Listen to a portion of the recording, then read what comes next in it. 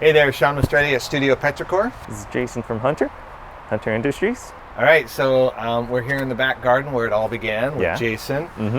This was early 2019 that our client here in La Cañada wanted us to reimagine everything about her property. She was so into harvesting sunlight for her house and growing her own food and harvesting water and supporting native habitats. And she had worked with a couple of other designers before, but none of them quite hit the mark that she really wanted. Absolutely. And so she met with us and after a presentation and we've already been through the front garden and so one of the biggest issues here was water draining off of the neighbor's property. How do we move that, because it was flooding the front, how do we move it to the front into the rain gardens and into the ground? But what would be possible if we harvested the rest of the rainwater off of the roofs and put them into massive cisterns like this? These are 2,500 gallons each. And and then use that water to reintroduce to support, it to water the landscape. And over time, which is really cool, I was just telling you that 3 months ago she gave me a call and she says, all right, when can I turn the water off on the native landscapes? Anytime you want, it's ready. So how cool would it be to set the garden up with the right irrigation, the right system at first to get it established and have it there to water supplementally as needed. Absolutely. But gardens that rely mostly on rainwater. Absolutely. Like I, teaching at UCLA and also some of my other students, I always tell them it's like an irrigation system is your infrastructure for your planting design. And some people say it's like, hey, you don't need irrigation, but like you mentioned, the establishment period is extremely important.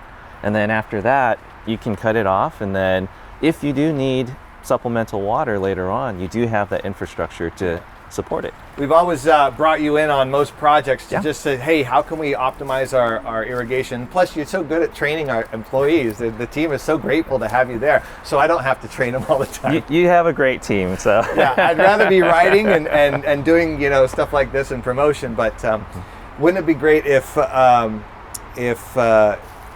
landscapes relied on rainwater?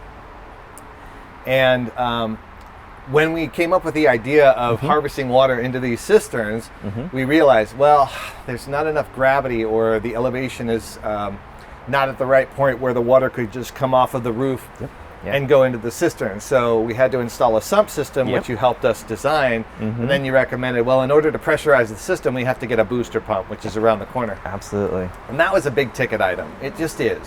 But our client, she just wanted to go the distance. And sometimes you get those clients that want to go the distance. And so we have this system that pressurizes the MP rotators back here. If there's one sprinkler that I love the most, it's the MP rotator, because it just simulates rain. Absolutely. And native landscapes love rain. So I actually brought one of our MP rotators here. I know the other ones are installed in the ground, but this is a little bit easier to see. So the MP rotator has specific grooves that are cut into them. See right there, to meticulously throw water exactly where it needs to go. And the streams on the MP rotators is not like your typical spray nozzle. It actually throws little streams that, like Shawn says, simulates rainwater. And that's what natives love, right? And they're beautiful to look at when they're running. I mean, it's like a fountain. They're gorgeous. It's a fountain. And I've learned to use the 12-inch pop-ups. It doesn't matter wherever they are in the landscape. The 12-inch pop-up will get it above any of the plants that might be surrounding it. But also the fact that we can angle it just a little bit and shoot it a little further into the air to simulate that rain, because sometimes if it's just vertical, it's shooting right into the plants, but just that slight shift shoots it into the air. That way we get even coverage. I love it. Absolutely. And with the hugels that you always design with the slopes on there, with MP rotators, because they irrigate gently, you don't have any sort of runoffs, and it has time to actually percolate through the soil to irrigate properly. And I think this is 2 zones back here. I think the zones are split up on this side.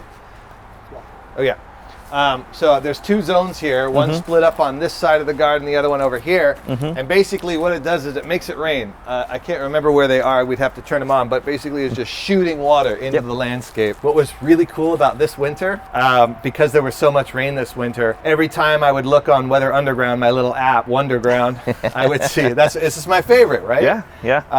I would see that, oh, there's 2 or 3 inches of rain coming in the next week.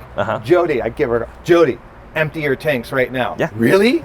All that water, empty it, get it in the ground because it's going to fill up again. Yeah. And then that way you're getting all the water deep in the ground. So the one where we're turning water to the ground plane, but also getting these native plants watered during that time that they need water. Yeah. And Shawn, you mentioned Weather Underground. The controller that we used, which is the Pro HC, also uses the HydroWise software that integrates Weather Underground data to predictively shut off the system when it rains. Oh man. Is it the same app we're talking about? It is the same app. It uses all the, so it's actually, it used to use Weather Underground, but it upgraded to the Weather Channel, which owns Weather Underground. Okay. So that's what the controller uses to automatically adjust the times and all that. I love how I can go throughout the day and every hour it'll tell you how many inches it's going to rain, supposedly. Yeah. And it's pretty accurate. Oh yeah, it's technology nowadays. It's the controller's accurate within 1,500 feet of the controller. So any sort of weather changes or anything like that, it picks up. So one of the coolest things about this garden and with the hugelkultur berms and is the thermal mass of these logs or boulders. When it rains, when it's getting irrigated, or even when there's moist air in the winds, every single morning you're going to find moisture underneath each of these logs. If I were to roll this log, there would be so much life, so much fungi happening underneath all of these logs. Yep. So these are water harvesting devices as well.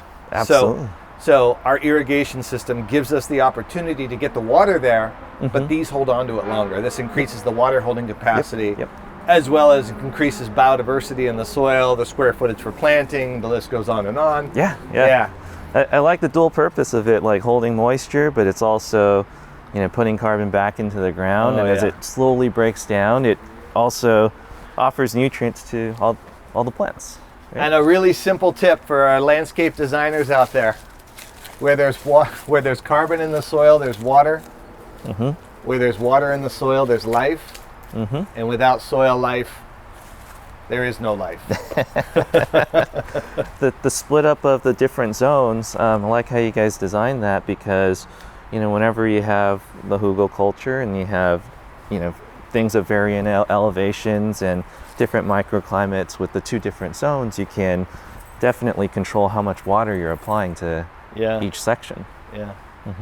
Another fun fact that just occurred in the last week: the client sent me a photo of her a letter from the fire department. And we're here in the foothill of the San Gabriel Mountains, and this is a high risk fire area. So they're looking at landscapes and they want to make sure that they are cared for properly or cleaned up properly so that they don't become a fire hazard. And you would think that a wild native garden like this would probably not be in compliance. Well, it's totally in compliance. So that wild gardens that with a focus on carbon in the soil, green healthy growth, and on very little water are in compliance. I think that's so cool. Yeah. And I think the common misconception of a native garden is that people think that it's all dry and it's yellow, but look at this. You can feel lush. The moisture. Yeah, you absolutely. Can feel it. It probably hasn't been watered in about 3 weeks, and you can feel the moisture just sitting back here. Yeah. Another really cool fact is when we had to pipe the driveway, we'll show you in the driveway real quick where all that repurposed brick is. All of this concrete, in order to deal with these elevation changes, we have, you work with the right contractors. You work with the right contractor. That's and right. you work out the details on site. It's fantastic. I think the key things to a successful project is, of course, you have a very knowledgeable landscape architect, right? And then you have a knowledgeable contractor out in the field that can handle all that. And then, with the support out in the field with the manufacturer. And then with Jody that also maintains everything, the post maintenance, like that. I think with everything working together, you have this. It's all about relationships. Absolutely. The above ground relationships and the below ground relationships. So as I was mentioning about where the concrete came from, well, we were able to also create a beautiful design because the client, she had all of this leftover brick from a previous project. She says, what can I do with this brick? Well, we need to cut this for drainage and for irrigation. So let's make this permeable and repurpose all the salvaged brick here. Create a beautiful design that fits the cottage style of the home. Absolutely. And here is her food garden, which is just bursting with growth. I love the Corten steel there. Yeah. Nice simple solution. Yeah. One of my favorite plants and food plants that I'm just going to nerd out for a minute here. Yeah. Sunchokes. Have you ever had a Jerusalem artichoke? I haven't actually. Oh my God. It's my number one fall food. How do you cook it? So I make salt and vinegar sunchoke. So it looks like ginger, or it's a tuber, like potato. This is actually a sunflower, believe it or not. So these are going to get harvested. It's all these little roots in the ground. And I slice them up. I boil them in water and vinegar and salt, parboil them, and then I toss them in butter or cashew butter or whatever and salt, throw them in the oven at 450 for probably about 25 minutes, and they get nice and roasted, and they still crunchy. It's high in inulin too, so it's really good for your gut. Might make you a little farty for some people, but but hey, they taste amazing. Keeps you healthy. Yeah. No, Shawn, I love how everything, nothing left the site, and everything stayed on site. Minimal, and earlier we were talking about how the neighbors had to get rid of some trees, and that got repurposed into the hugelkulturs. Yeah, no, it's a collaborative effort all the way around, and I honestly owe it to the client who is brave. Our clients are really brave for trying stuff that's so new and unfamiliar, like massive mounds of logs and soil in there, and massive cisterns in the back, because they know in their heart and in their DNA that this is the right thing to do. Absolutely. But the status quo would look at this and say, what? And they do, but then they start to transform. Yeah. And so everybody starts to transform. And it's important that we have, open-minded clients like that, help push this new, I guess it's paradigm. not really, it's a paradigm shift. Yeah, and people are always afraid of change, but it's these, clients that are able to push for that. Now there would be more projects that can take on this kind of design, right? And when you think about it, it really is a great simplification. Yeah. It's less extractive and more supportive.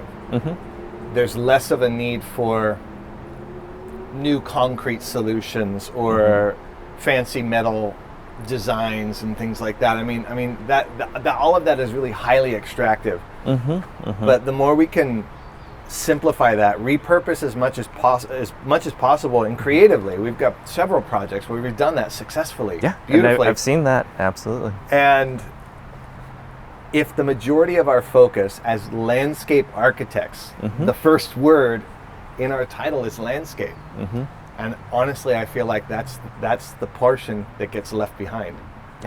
Yeah. And I'd like to see landscape architecture shift from being architecture plus plants to landscape architecture. Yep. I mean, repurposed material can still be beautiful. Yeah. And it starts in the soil. Honestly, if there's one thing I could ask the profession, please just start nurturing soil in your projects. Please. Encourage your clients to nurture their soil. Shawn's a master of that. So another thing that I absolutely love about our approach to soil, water harvesting, the regenerative landscape approach, is the abundance that comes each year that then gets returned to the soil. So we're going to take you through the front in a minute, but I love to say on our Instagram posts and our social media to superimpose your bouquet. Your landscape is a potential bouquet for the inside of your home. A great way to harvest cut flowers, leave some for the mostly for the pollinators, but whenever you're doing June maintenance or June grooming or pruning, take some of these inside. And a lot of people don't realize that a lot of these native plants are actually food or medicine, like coyote mint or woolly blue curls. Both of these make an excellent tea, and they're healthy for you. So we're gonna walk you around and show you some more of the landscape. So these garden beds were made out of hot rolled steel. Basically, it's just a raised planter that allows for more square footage of planting area inside. And as it rusts very slowly over time, it's actually feeding the soil. In this bed, in this whole section here, we used drip irrigation because MP rotators would have been inappropriate. There would have been too much blockage. So this was one of the only areas where we used the drip irrigation here and in the front. Another fun fact for you who like to home make, if you're ever making homemade pickles, put a grape leaf in the bottom of the jar and your pickles will come out extra crispy. And I'm not kidding, it works. These 2 citrus trees were struggling and puny when we started, and our emphasis to building the soil carbon, they have grown immensely. We added this fig espalier over here, and on the other side of the fence, some passion fruit. I mean, just sitting and looking at it. Sometimes you just sit still long enough, you can see all of the movement of the pollinators, the bees, the butterflies zipping around the garden. And really, this is for them.